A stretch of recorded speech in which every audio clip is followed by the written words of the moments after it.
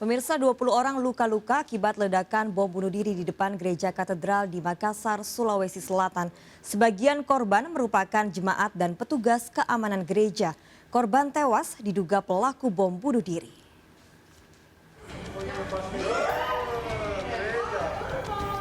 Ledakan bom di depan gereja katedral Jalan Kajau Lalido, Makassar, Sulawesi Selatan mengejutkan dan mengusik ketenangan warga saat Minggu pagi. Ledakan bahkan terdengar hingga radius 1 km. Seorang ibu yang menjadi korban luka ditolong warga untuk dilarikan ke rumah sakit terdekat. Lagi duduk di depan tempat kerja aku, saya duduk, terus tiba-tiba meledak kayak bom gitu. Maka saya cepat lari ke sana sama teman. Jadi langsung ke TKP? Iya, ke TKP.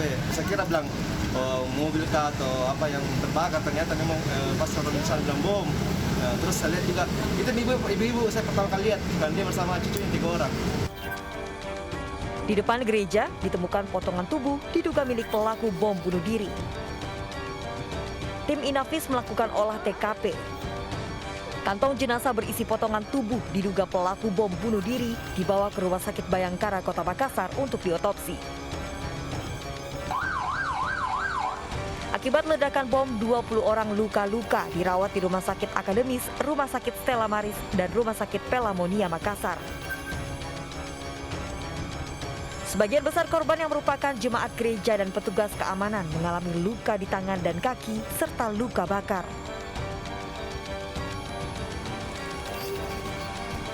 7 korban yang terluka parah dirujuk ke Rumah Sakit Polri Bayangkara Makassar. 2 diantaranya Kosmos 52 tahun dan Dompo 52 tahun, petugas keamanan gereja katedral. Kedua korban sempat menghadang pelaku bom bunuh diri yang mengendarai sepeda motor di depan pintu masuk gereja.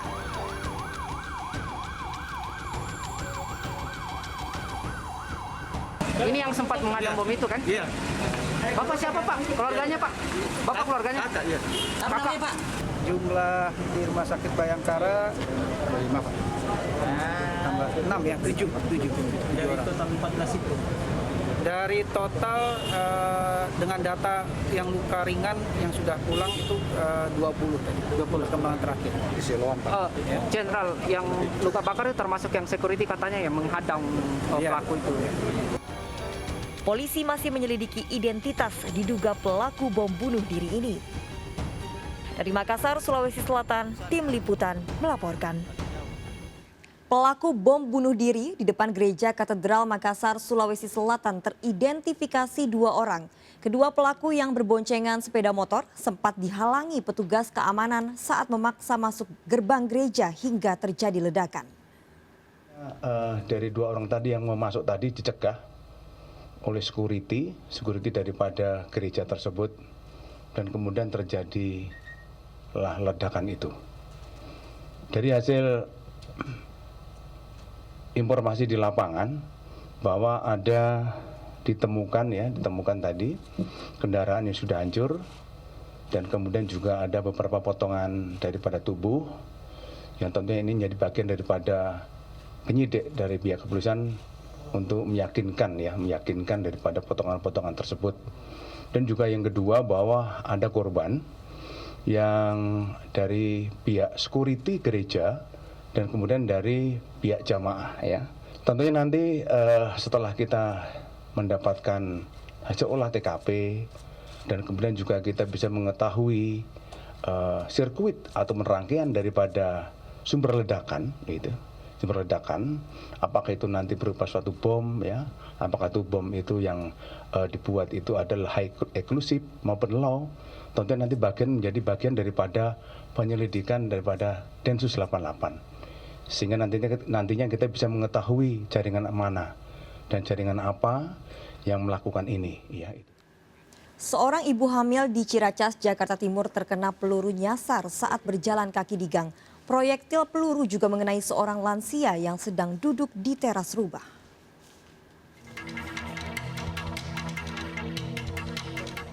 Tim identifikasi dan kepolisian dari Polsek Ciracas melakukan olah TKP. Ada salah satu rumah warga menjadi korban peluru nyasar di Jalan Baru, Kelapa II Wetan, Ciracas, Jakarta Timur. Pada kasus ini, 2 warga menjadi korban, 1 diantaranya wanita sedang hamil. Korban terkena peluru nyasar pada sebuah gang saat akan bertugas sebagai juru pemantau jentik. Proyektil mengenai paha kanan korban dan segera dibawa ke Rumah Sakit Polri Kramat Jati, Jakarta Timur. Jadi pas saya keluar, saya langsung ibu ini dari sini. Dia teriak, dia bilang, "Pak, tolong saya Pak, saya tembak, tolong saya." Dia menangis terus, oke saya bingung juga. Di depan nggak ada kendaraan, sepi ya.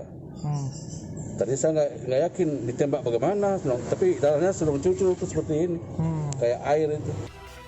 1 korban lainnya seorang lansia. Korban terkena proyektil di bagian pinggang saat berada di teras rumahnya. Saya ke dalam jalan duduk di teras. Duduk di teras rumah. Rumah dengan kopi. Kalau tahu datanglah tembakan. Kencang banget. Saya kejar. Udah saya kejar nggak ada. Nah udah perih. Kembali saya ke rumah. Saya lihat ada songsongannya. Langsung kebetulan RT di sini ada polisi, mantan polisi. Langsung lapor. Ini nggak bisa didiamkan, kejar terus Pak. Datanglah semua dari Polsek, dari Jatinegara, dari Polda, semua datang. Akibat kejadian ini, warga setempat khususnya para ibu menjadi trauma dan takut keluar rumah. Pengurus lingkungan pun berencana akan memasang kamera CCTV. Untuk masalah yang itu ya warga hati-hati terus, gitu. Untuk ibu-ibu berarti sekarang jarang keluar rumah Pak dan Pak? Ya jarang sekarang, pada takut semua. Warga berharap kasus ini segera terungkap. Dari Jakarta, Rio Manik melaporkan. Seorang sopir bajai tewas mendadak saat antri menunggu penumpang di Jalan Medan Merdeka Timur, Gambir, Jakarta Pusat. Sebelum tewas, korban sempat muntah-muntah.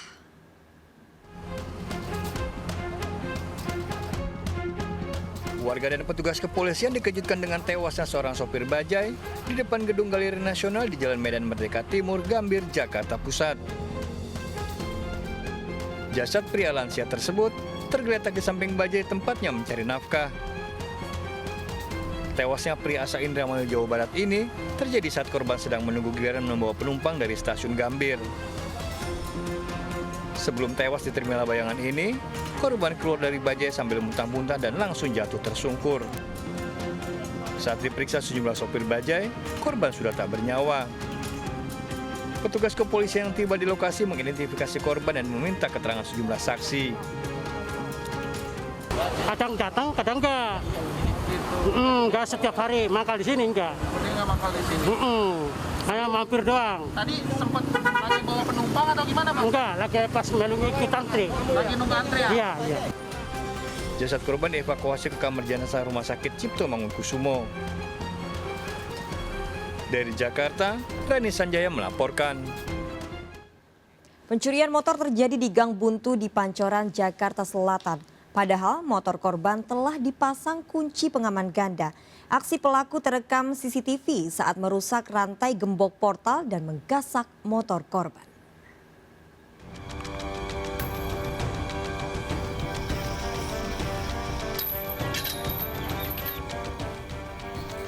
Dua pencuri motor mendatangi pemukiman warga di Jalan Pengadegan, Pancoran, Jakarta Selatan. Setelah melihat situasi aman menjelang subuh, satu pelaku turun dari motor dan langsung merusak gembok portal yang terbuat dari rantai. Tak butuh waktu lama, satu pelaku segera membawa kabur motor incarannya meski terkunci ganda. Masuk ke dalam rumah itu mencongkel atau gimana Bang? Dibobol gemboknya. Berarti sempat merusak pintu ya? Enggak sempat merusak pintu, cuman itu portalnya dibobol gemboknya. Jadi nggak tahu pakai apa gitu, bisa ngawas jadinya. Posisi motor ada di dalam rumah, di teras. Kasus ini telah dilaporkan ke Polsek Pancoran. Dari Jakarta, Hermes Sayengbati melaporkan. Seorang pria meninggal di rumahnya di Tebet, Jakarta Selatan setelah bertemu dengan rekannya yang diduga terpapar COVID-19. Upaya evakuasi korban terkendala mogoknya mobil ambulans.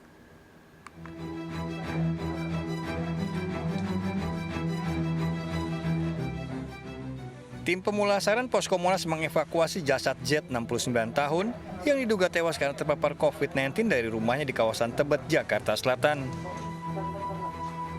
Sebelumnya korban pernah bertemu dengan seorang warga lainnya yang meninggal karena terpapar COVID-19. Jasad korban selanjutnya dibawa ke RSUD Tebet dan dimakamkan di TPU Srengseng Sawah, Jakarta Selatan. Menolong atau mengecek jenazah yang 4 hari yang lalu yang meninggal ibu-ibu ini. Kemudian beliau terpapar sakit, kemudian sekarang beliau meninggal dengan yang sama, meninggal karena COVID. Penjemputan jenazah korban terlambat hingga 2 jam lantaran mobil ambulansnya mogok. Dari Jakarta, Rani Sanjaya melaporkan. 3 mahasiswi Fakultas Teknik Universitas Negeri Padang tewas tenggelam di air terjun Lubuk Hitam, Kota Padang. Ketiga korban hanyut terbawa air bah yang tiba-tiba melanda. Objek wisata air terjun ini ditutup karena dinilai tidak layak dan membahayakan.